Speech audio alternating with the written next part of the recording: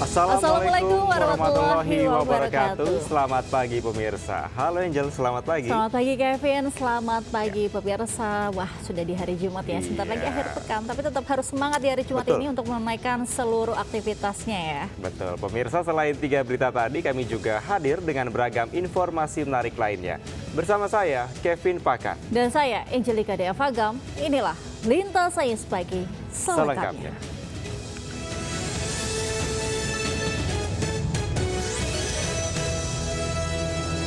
Pemirsa, artis Reza Artamevia buka suara terkait kasus tuduhan penipuan berlian palsu yang menjadi jaminan pinjaman pada seorang pengusaha berlian. Ia menilai tuduhan mencoreng nama baiknya sebagai public figure.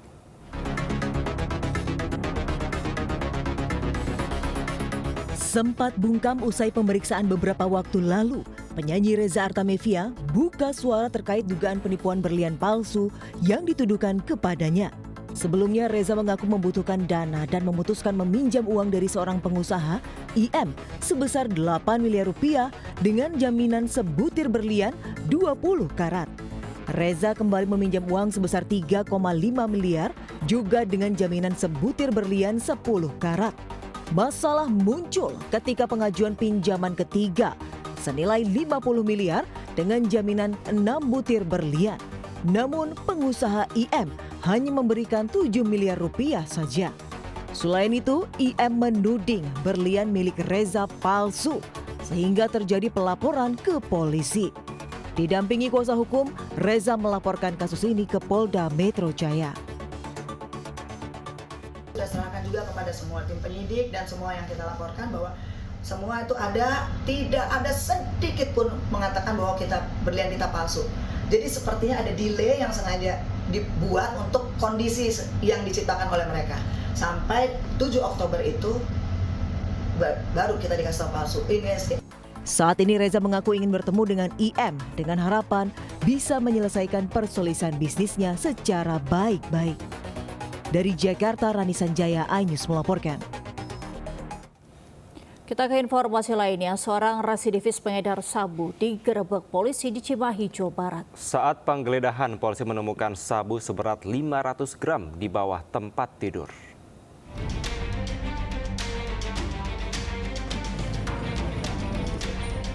Anggota Reserse Narkoba Polres Cimahi menggerebek tempat persembunyian pengedar narkoba di kawasan Bojongloa, Kota Bandung, Jawa Barat. Saat digeledah, polisi juga menemukan sabu sebanyak 500 gram di bawah tempat tidur. Dari 3 pelaku yang ditangkap, 1 pelaku merupakan residivis dengan kasus yang sama.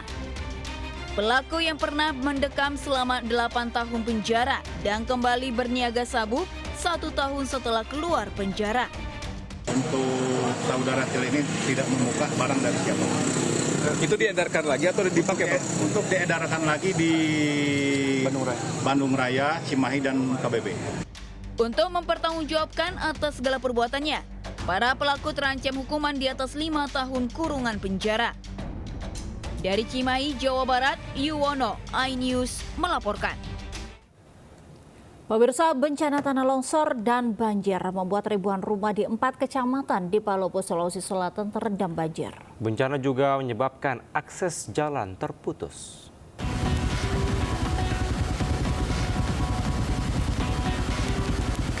Beginilah detik-detik saat bencana tanah longsor menutup akses jalan di Kecamatan Bungkajang, Palopo, Sulawesi Selatan hingga akses jalan terputus.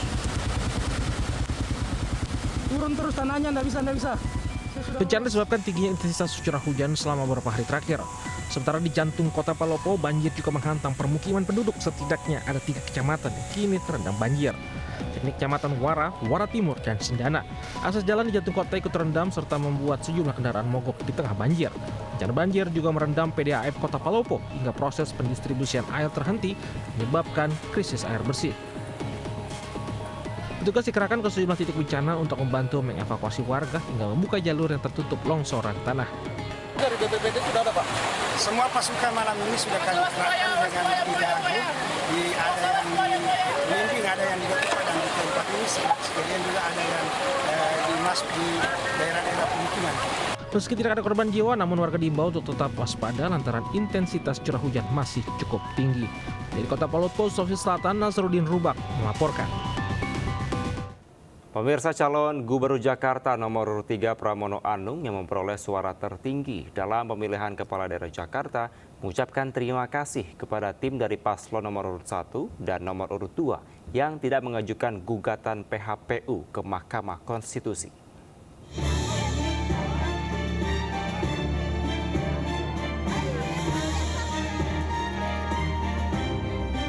Usai meninjau dan melihat langsung kondisi lokasi kebakaran di pemukiman padat penduduk Kebon Kosong, Kemayoran, Jakarta Pusat, calon Gubernur Jakarta nomor urut 3, Pramono Anung, mengucapkan terima kasih kepada tim paslon nomor urut 1, Ridwan Kamil Suswono, dan juga tim paslon nomor urut 2, Dharma Parengkun, Kunwardana, yang tidak mengajukan gugatan PHPU ke Mahkamah Konstitusi. Menurut Pramono, kini saatnya kota Jakarta berbenah, apalagi di tengah kondisi dunia yang tidak baik, diperlukan kestabilan politik di Jakarta. Saya rangkul, saya nggak pernah punya persoalan berarti sama siapapun, sama sekali. Dan saya juga udah telepon-teleponan, tapi saya kan nggak perlu cerita dengan telepon dengan siapa ya. Pokoknya intinya seperti teman-teman ketahui, saya di dalam kampanye selama 3 bulan tidak pernah ada tone negatif dari mulut saya yang keluar. Dan itu akan saya jaga. Teleponannya soal apa aja? Hah? Teleponannya soal apa aja tuh? Jakarta hidup bahagia. Seperti diketahui, dalam rekapitulasi hasil pemilihan Gubernur Jakarta, pasangan nomor urut 3 Pramono Anung Rano Karno meraih suara tertinggi, yakni 2.183.239 suara atau 50,07% dan telah memenuhi syarat memenangkan Pilkada Jakarta.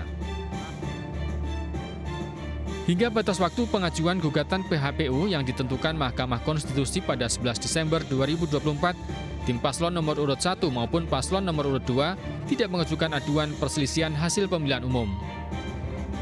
Dari Jakarta, Stephen Patinama, Eri Nugraha, iNews melaporkan. Pemirsa, Ketua Umum Partai Demokrasi Indonesia Perjuangan atau PDIP Megawati Soekarno Putri yang juga Presiden kelima menyarankan Presiden Prabowo Subianto untuk menghitung ulang anggaran program makan siang gratis bagi anak-anak sekolah. Pada prinsipnya, Megawati mendukung program makan bergizi gratis, namun anggaran Rp10.000 per porsi dirasa tidak mencukupi.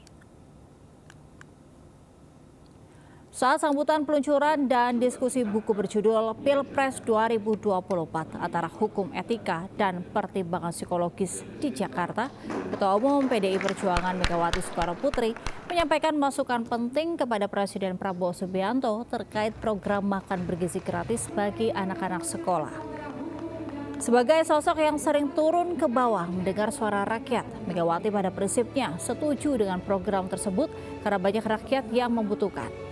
Namun perencanaan program makan bergizi gratis perlu dikoreksi terkait anggaran Rp10.000 per porsi. Katanya mau kasih makanan gratis, setuju saya, benar-benar. Tapi apa?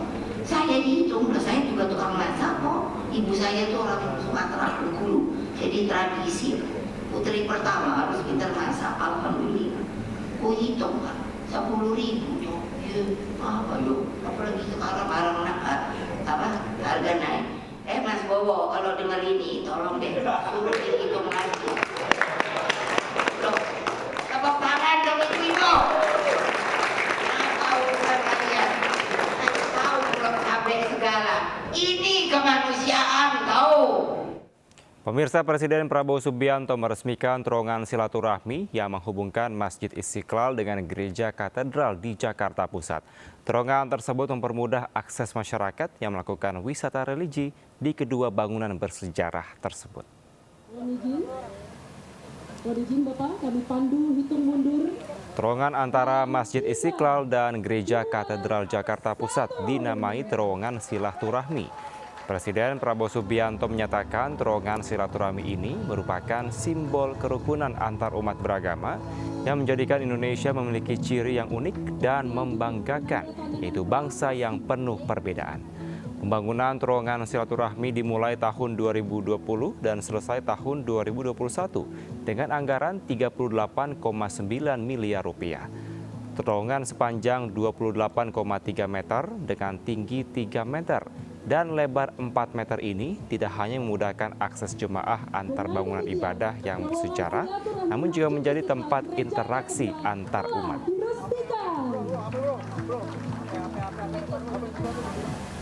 Bergembira menghadiri acara ini, peresmian terowongan silaturahim antara Masjid Istiqlal dan Gereja Katedral. Ini merupakan sesuatu simbol dari kerukunan antara umat beragama. Pemirsa, untuk mengetahui lebih jauh bagaimana kondisi terowongan silaturahmi dan apa saja yang ada di dalamnya, berikut laporan Ezra Ambarita dan juru kamera Fakih Satrio dari terowongan silaturahmi Istiqlal. Pemirsa, Presiden Prabowo Subianto baru saja meresmikan terowongan silaturahim ataupun silaturahmi, yang mana terowongan ini menjadi penghubung atau jembatan antara gereja katedral dengan Masjid Istiqlal. Kedalamannya yakni 7 meter. Adapun makna kedalaman ini adalah menggambarkan kedalaman hati antara pemeluk agama. Kita akan lihat bersama seperti apa isi terowongannya, karena ini tepatnya berada di basement 2 di belakang saya. Kita lihat bersama. Menarik sekali bahwa kita lihat konsep maupun interior di ruangan ini maupun di terowongan ini terlihat modern namun tetap menggambarkan kesederhanaan. Satu hal yang menarik juga bahwa di sini ada gambar tangan bersalaman. Ini ada definisinya ataupun filosofinya, menggambarkan kerendahan hati di mana adanya sebuah pertemuan. Kemudian tepat di tengah dari terowongan ini ada sebuah garis melingkar. Ada garis melingkar di sini berwarna putih, dan di atas garis melingkar ini ada pencahayaan ataupun bisa dikatakan semacam pencerahan bahwa ada harapan ketika adanya sebuah pertemuan di dalam ini. Dan menarik lagi bahwa tempat ini dibangun dengan kedalaman 7 meter yang menandakan atau mengartikan kedalaman hati antar pemeluk beragama. Dan tentunya harapan kita bersama, terowongan ini tidak hanya menjadi semacam simbolik saja, namun kita bisa menerapkan arti nilai harmonis kerukunan antar umat beragama meskipun berbeda-beda. Ketika nanti pemirsa datang ke tempat ini, karena ini tempatnya terbuka untuk umum, kita tidak hanya melihat diorama saja, namun mendengar adanya dentuman beduk, kemudian bersahutan dengan lonceng. Ini merepresentasikan bahwa semesta itu akan, untuk bunyinya ini akan berbeda di setiap ruang yang kita injak. Dan tentunya harapan kita sekali lagi bahwa ini menjadi nilai keharmonisan dan kerukunan bagi umat beragama. Dari Jakarta, Ezra Ambarita, Fakih Satrio, iNews melaporkan. Kita ke informasi lainnya, pemirsa. Kementerian Perhubungan memastikan akan ada skema rekayasa lalu lintas melalui kontraflow dan one way untuk pengaturan lalu lintas di momen libur Natal dan juga Tahun Baru. Rencananya kontraflow mulai diterapkan di Tol Jakarta Cikampek pada 21 Desember mendatang. Kementerian Perhubungan Republik Indonesia memprediksi puncak arus mudik libur Natal dan Tahun Baru 2024-2025 terjadi antara 20 hingga 31 Desember 2024. Sedangkan puncak arus balik diperkirakan pada tanggal 1 hingga 2 Januari 2025. Di Tol Cikampek, kontraflow mulai diterapkan pada 21 Desember 2024. Kontraflow dilakukan mulai kalau dia mudik ya, itu mulai dari Japek kilometer 47 sampai kilometer 70.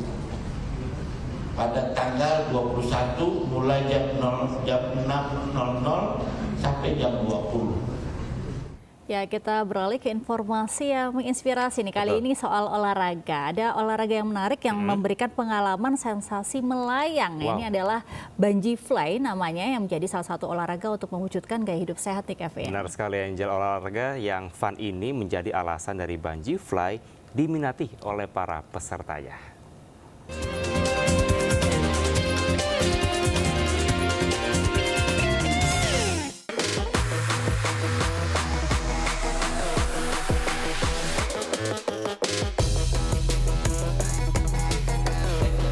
Ya, pemirsa, olahraga menjadi salah satu cara untuk mewujudkan gaya hidup sehat. Nah, saya lagi penasaran sama satu olahraga ini yang katanya bisa meningkatkan fleksibilitas tubuh, kekuatan, tetapi juga memberikan kesan yang unik seperti melayang. Nah, yuk kita sama-sama melihat gimana sih cara latihannya. Olahraga jadi salah satu cara mewujudkan gaya hidup sehat.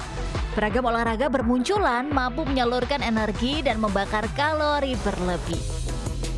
Bungee fly salah satu olahraga yang wajib dicoba. Sebelum menggunakan perlengkapan bungee, peserta latihan wajib melakukan pemanasan. Diiringi musik yang menyenangkan, adrenalin peserta pun semakin terpacu.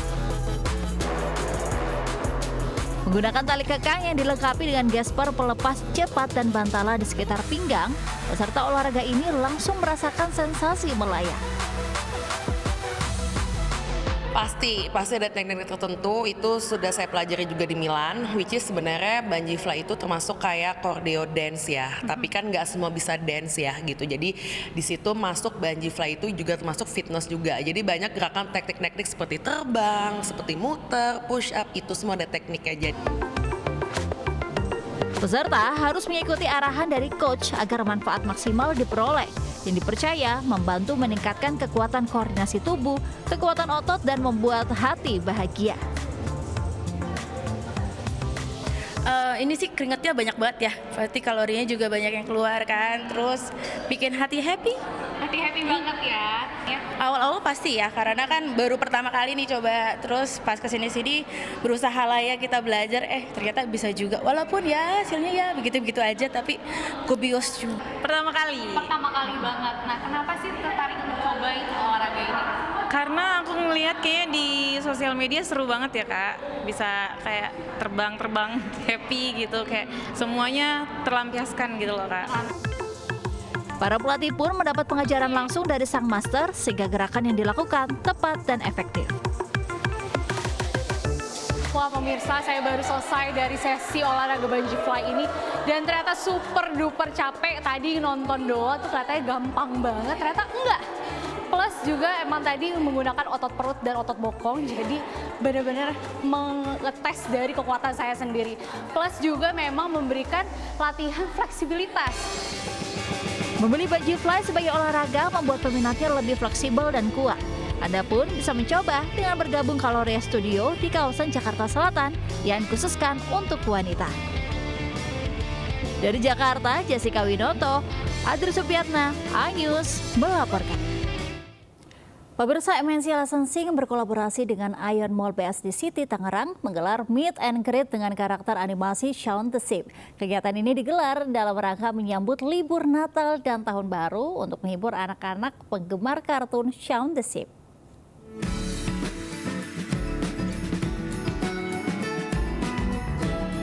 Meet and Greet Shaun the Sheep yang digelar MNC Licensing bekerja sama dengan Futurevas dan Ion Mall BSD City Tangerang disambut penuh keceriaan oleh anak-anak. Tidak hanya mengajak pengunjung merasakan keseruan libur Natal bersama Shaun the Sheep dan kawan-kawannya, dalam kegiatan yang berlangsung hingga 5 Januari 2025 ini juga untuk berbagi kebahagiaan bersama anak-anak dari Yayasan Bina Remaja Kuat dan Yayasan Sosial Tangan Kasih. Dalam kegiatan spesial Natal bertajuk Shaun the Sheep A Frosty Backyard ini, anak-anak juga dapat mengikuti berbagai kegiatan menarik seperti dancing show dan playground interaktif. Kita bisa memberikan suasana Natal, kegembiraan, kebersamaan, keceriaan buat Ion Mall BSD ini dengan tema Shaun the Sheep ini pastinya. Selain ada merchandise, kita ada beberapa permainan anak-anak di situ, dan nanti kita juga ada meet and greet sama Shaun and Bitzer yang ada setiap weekend. Kita melihat Shaun the Sheep itu kan karakter yang cukup populer ya di kalangan anak-anak. Jadi selain dari yang ada di TV juga, melalui dari YouTube channelnya juga gitu. Nah, kita ingin mewujudkan imajinasi anak-anak untuk bisa membawa Shaun the Sheep di sini dengan tema backyardnya si Shaun ini. Kita harap sih kerjasamanya bisa berkelanjutan ya, sustain ya. Jadi mungkin nanti ada program-program yang bisa dijalankan oleh MNC, nanti kita juga bisa support. Shaun the Sheep A Frosty Backyard menjadi lebih spesial dengan menghadirkan berbagai dekorasi Natal yang menarik untuk dijadikan sebagai tempat untuk bersuah foto. Dari Jakarta, Hadisti Arifa, Andri Setiawan, iNews melaporkan. Kita ke informasi lainnya pemirsa, jembatan penghubung dua desa di Kecamatan Cigombong, Kabupaten Bogor, Jawa Barat, ambruk akibat tergerusnya arus sungai Cigombong. Akibat jembatan ambruk, warga terpaksa memutar arah sejauh 4 km menuju jalan alternatif lain.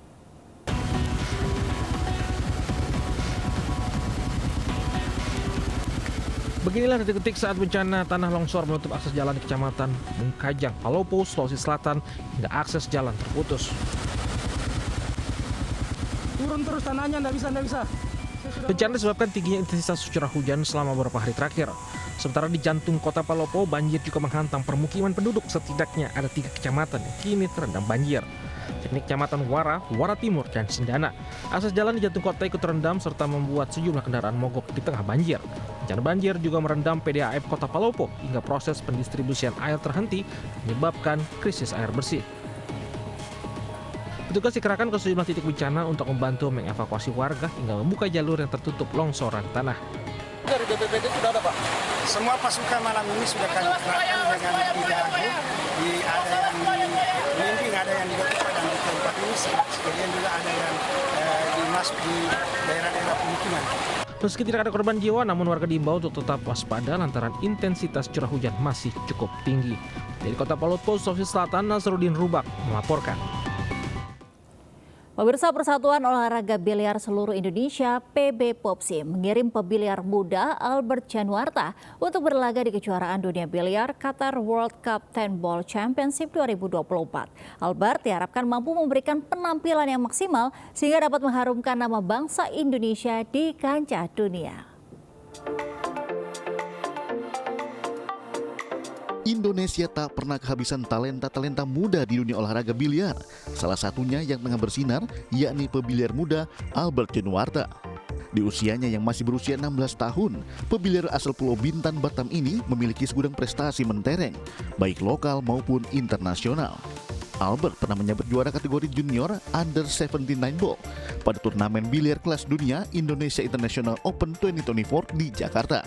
Bahkan secara ranking nasional pool putra, Albert duduk di peringkat 8 pasca menjuarai seri terakhir POPSI Pool Circuit Series keempat di kota Batu Malang. Melalui prestasinya itu, wajar saja Albert dipercaya PB POPSI untuk mengikuti kejuaraan dunia biliar Qatar World Cup Tenball Championship 2024. Dengan berbagai pengalamannya dalam mengikuti kejuaraan biliar internasional, Albert Januarta optimis mampu memberikan yang terbaik dalam ajang internasional bergengsi tersebut. Yang paling pertama tuh UK tahun lalu ya. Ya, UK, terus Taiwan, habis itu Maldives. Sama Cina. Cina ya pernah ya. Iya. Sama Singapura juga. Kira-kira nih harapanmu apa? Pastinya juara 1. Champion ya. Ya. Kejuaraan dunia biliar Qatar World Cup Tenball Championship 2024 diikuti sekitar 128 pebiliar hebat dari berbagai negara. Kejuaraan yang diselenggarakan hingga 14 Desember 2024 ini merebutkan total hadiah sebesar $450.000 Amerika. Tim Liputan iNews melaporkan. Perampok bersenpi ancam warga usai beraksi di sebuah butik di Probolinggo, Jawa Timur. Ya, sementara di Banjarnegara, Jawa Tengah, 2 kelompok gangster terlibat perkelahian di tengah jalan hingga viral.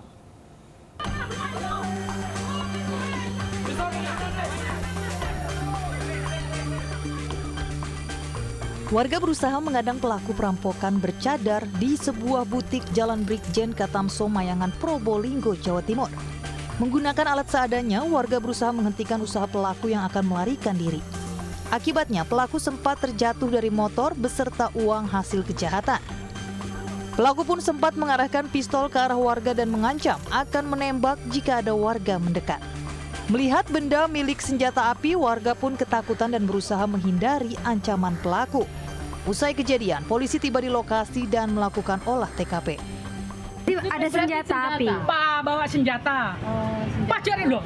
Sampai geblak di nana dia. Bentor orang, bentor sepeda motor Jupiter bisa. Oh, pelakunya sebejatuh. Sebejatuh. Nanti akhirnya keser geger. Seru mentongin gulung na karyawan ya. Karyawan mentongin. Kami tertolong desa. Tajin ya nang pikap. Jadi kok desa ya. Hari binen ria. Saat ini polisi tengah mendalami kasus ini guna mengungkap pelaku dan memastikan apakah senjata yang dibawanya benar-benar senjata api atau hanya mainan. Dari Probolinggo, Jawa Timur, Hana Purwadi, iNews melaporkan. Peristiwa tadi sekaligus menutup lintas sains pagi hari ini. Dan pemirsa, berita-berita tadi juga dapat Anda baca selengkapnya melalui portal okezon.com. Dan sesaat lagi Anda bisa menyaksikan serangkaian peristiwa lainnya di program Jurnal Lintas Ainus Pagi bersama rekan Anita Dewi. Saya Kevin Pakat. Dan saya Angelika Devagam undur diri. Selamat pagi, selamat beraktivitas. Wassalamualaikum warahmatullahi wabarakatuh.